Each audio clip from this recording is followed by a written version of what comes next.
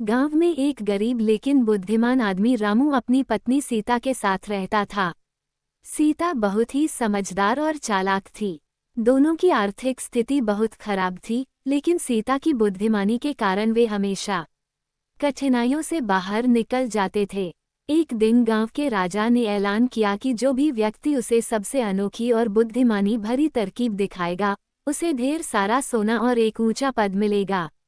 ये सुनकर गांव के सभी लोग सोचने लगे कि कैसे राजा को प्रभावित किया जाए। रामू भी इस मौके का फायदा उठाना चाहता था, लेकिन उसके पास कोई योजना नहीं थी। उसकी पत्नी सीता ने कहा, तुम चिंता मत करो, मैं राजा को ऐसी चालाकी दिखाऊंगी कि वे हमें ही इनाम देंगे। सीता की अनोखी तरकीब। अगले दिन सीता महल में गई और राजा के सामने पेश हुई।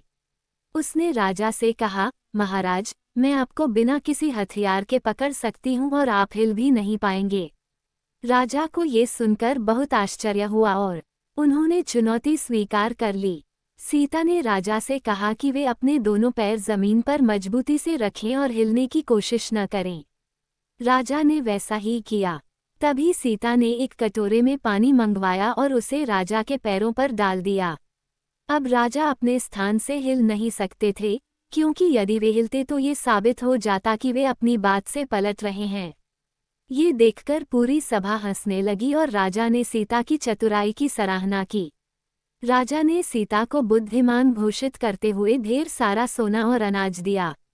साथ ही रामू को अपने दरबार में एक महत्वपूर्ण पद भी दिया।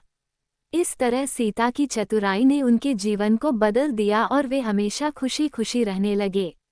इस कहानी से हमें ये सीख मिलती है कि बुद्धिमत्ता और चालाकी से बड़ी समस्या का समाधान किया जा सकता है। कहानी अच्छी लगी तो चैनल को जरूर सब्सक्राइब